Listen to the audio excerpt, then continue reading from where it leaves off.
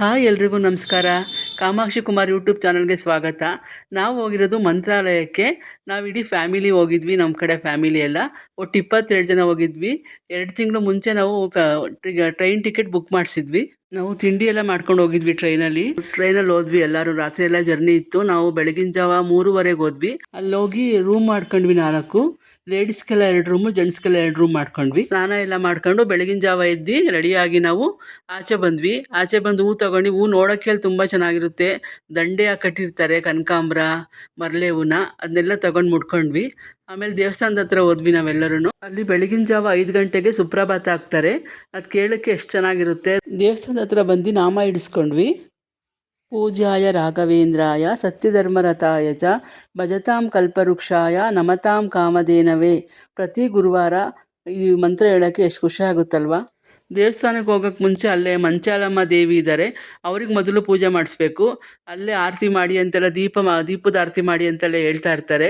ಎಲ್ಲರೂ ಅಲ್ಲಿ ತಗೊಂಡು ಅಲ್ಲಿಗೆ ಪೂಜೆ ಮಾಡಿಸಿ ಆರತಿ ಮಾಡಿದ್ವಿ. ಆಮೇಲೆ ಎಲ್ಲರೂ ಗ್ರೂಪ್ ಫೋಟೋ ತೆಗೆಸ್ಕೊಳ್ಳೋಣ ಅಂತ ಎಲ್ಲ ಗ್ರೂಪ್ ಫೋಟೋ ತೆಗೆಸ್ಕೊಂಡ್ವಿ. ಗ್ರೂಪ್ ಫೋಟೋ ತೆಗೆಸ್ಕೊಂಡು ಆಮೇಲೆ ದೇವಸ್ಥಾನಕ್ಕೆ ಹೋದ್ವಿ. ಎಲ್ಲ ದೇವಸ್ಥಾನದೊಳಗಡೆ ಹೋಗಿ ದೇವಸ್ಥಾನ ದರ್ಶನ ಚೆನ್ನಾಗಾಯಿತು. ಎಷ್ಟೊತ್ತಾಗುತ್ತಪ್ಪ ದರ್ಶನ, ಇಷ್ಟೊಂದು ಜನ ಇದ್ದಾರೆ, ಎಷ್ಟೊತ್ತು ತನಕ ನಿಲ್ಲಬೇಕು ಅಂತ ಅನ್ಕೋತಾ ಇದ್ವಿ. ಆದರೆ ನಮಗೆ ಕಣ್ಮುಚ್ಚಿ ಕಂಡುಬಿಡೋದ್ರೊಳಗಡೆ ನನಗೆ ಬೇಗನೆ ದರ್ಶನ ಆಯಿತು. ಎಲ್ರಿಗೂ ಎಲ್ಲ ದರ್ಶನ ಮುಗಿಸ್ಕೊಂಡು ಬಂದು ಅಲ್ಲಿ ಕೂತ್ಕೊಂಡು ತೀರ್ಥ ಮತ್ತು ಅಕ್ಷತೆ ಕಾಳೆಲ್ಲ ಇಸ್ಕೊಂಡು ನಾವು ಬಂದಿದ್ದು ಹೋಟ್ಲು ರೂಮಿಗೆ ಬಂದ್ವಿ. ರೂಮಿಗೆ ಬಂದು ಸ್ವಲ್ಪ ಹೊತ್ತು ರೆಸ್ಟ್ ತೊಗೊಂಡು ತಿಂಡಿ ಎಲ್ಲ ತಿನ್ಕೊಂಡು ಹೋಟ್ಲಲ್ಲಿ ನಾವೇ ಹಂಗೆ 2 ಗಾಡಿ ಮಾಡಿಕೊಂಡು ಇದು ದೇವಸ್ಥಾನಗಳು ತೋರಿಸ್ತಾರಲ್ಲಿ ಆ ದೇವಸ್ಥಾನಗಳ್ಗೆ ಹೋದ್ವಿ. ಫಸ್ಟ್ ಹೋಗಿದ್ದು ಅಭಯ ಆಂಜನೇಯ ಸ್ವಾಮಿ ದೇವಸ್ಥಾನಕ್ಕೆ ಹೋದ್ವಿ.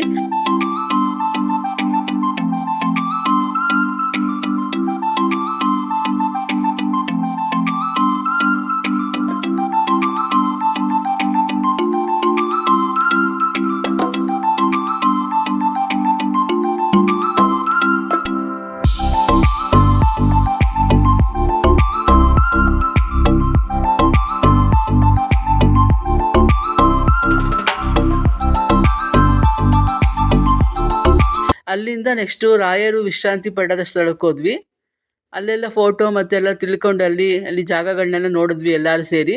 ಅಲ್ಲಿ ಮಜ್ಜಿಗೆ ಸಿಕ್ತಿತ್ತು, ಮಜ್ಜಿಗೆ ನೀರೆಲ್ಲ ಮಜ್ಜಿಗೆ ತಗೊಂಡು ಕುಡಿದು ಮನಸ್ಸಿಗೆ ತಂಪಾಯಿತು. ತುಂಬ ಬಿಸಿಲಿತ್ತು. ಅಲ್ಲಿ ಹೊಳೆ ಎಲ್ಲ ಚೆನ್ನಾಗಿ ಹರಿತಿತ್ತು, ತುಂಗಭದ್ರಾ ನದಿ.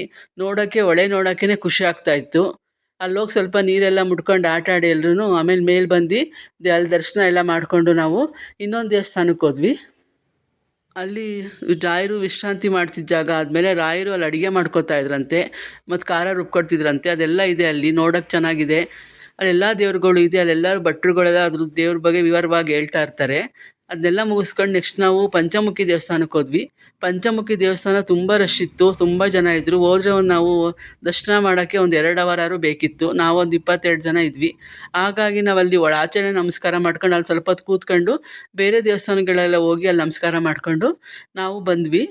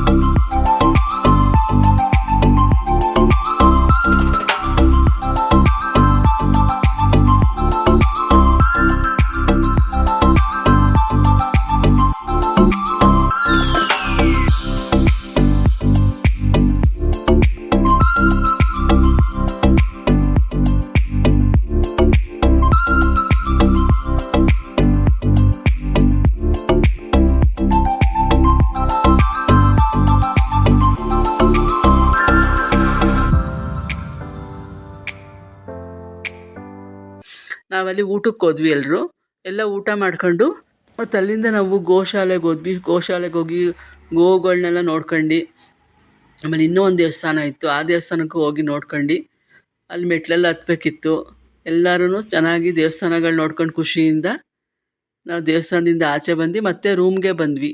ಊಟ ಎಲ್ಲ ಮಾಡ್ಕೊಂಡು ರೂಮಿಗೆ ಬಂದು ರೂಮಲ್ಲಿ ಸ್ವಲ್ಪ ಹೊತ್ತು ರೆಸ್ಟ್ ತೊಗೊಂಡು ನಿದ್ದೆ ಮಾಡಿ ಬೆಳಗ್ಗೆ ಬೇಗ ಎದ್ದಿದ್ವಿ. ಮಲಗೇ ಇಲ್ಲ ಬಿಡಿ, ಎದ್ದೇಳೋಕ್ಕೆ ಎಲ್ಲ ರೆಡಿ ಆಗಿದ್ವಲ್ಲ. ಅದರಿಂದ ಸಂಜೆ ಅಲ್ಲಿ ಸ್ವಲ್ಪ ಶಾಪಿಂಗ್ ಜಾಗಗಳಿತ್ತು, ಅದೆಲ್ಲ ನೋಡ್ಕೊಂಡು ದೇವಸ್ಥಾನದ ಮುಂದೆ ಲೈಟಿಂಗ್ಸ್ ಎಲ್ಲ ಹಾಕಿದ್ರು. ಆ ಲೈಟಿಂಗ್ಸ್ ನೋಡೋಕ್ಕೆ ಖುಷಿ ಆಗ್ತಿತ್ತು. ಮತ್ತು ಅಲ್ಲಿ ದೇವ್ರುಗಳ್ದೆಲ್ಲ ಕೆತ್ತನೆ ಮಾಡಿದ್ದಾರೆ. ಆ ಕೆತ್ತನೆ ಎಷ್ಟು ಚೆನ್ನಾಗಿ ಮಾಡಿದ್ದಾರೆ ಅಂದರೆ ತುಂಬ ಚೆನ್ನಾಗಿ ಮಾಡಿದ್ದಾರೆ ಕೆತ್ತನೆನ. ಅದನ್ನೆಲ್ಲ ನೋಡ್ಕೊಂಡು ಒಂದು ಕಡೆಯಿಂದ ನೋಡ್ಕೊಂಬಂದರೆ ಎಷ್ಟು ದೇವ್ರ ಬಗ್ಗೆ ಎಷ್ಟು ಖುಷಿ ಆಗುತ್ತೆ. ರೂಮ್ಗೆ ಹೋಗಿ ಎಲ್ಲ ಲಗೇಜ್ ಪ್ಯಾಕ್ ಮಾಡ್ಕೊಂಡು ನಾವು ಟ್ರೈನ್ಗೆ ಹೋಗೋಕ್ಕೆ ಅದೇ ಗಾಡಿಗಳನ್ನ ಬುಕ್ ಮಾಡಿದ್ವಿ. ಅಲ್ಲಿ ಬುಕ್ ಮಾಡಿಬಿಟ್ಟು ನಾವು ಮಂತ್ರಾಲಯದಿಂದ ರಾತ್ರಿ 11:40ಕ್ಕೆ ಟ್ರೈನ್ ಬಂತು. ಮತ್ತು ನಾವು ಬೆಳಗಿನ ಜಾವ ಬೆಂಗಳೂರಲ್ಲಿ ಇಳಿದ್ವಿ. ನಿಮಗೆ ಈ ವಿಡಿಯೋ ಇಷ್ಟ ಆಗಿದೆ ಅನ್ಕೋತೀನಿ. ಇನ್ನೂ ಯಾರೇ ಸಬ್ಸ್ಕ್ರೈಬ್ ಆಗಿಲ್ಲ, ಸಬ್ಸ್ಕ್ರೈಬ್ ಆಗಿ, ಶೇರ್ ಮಾಡಿ, ಕಮೆಂಟ್ ಮಾಡಿ. Thank you.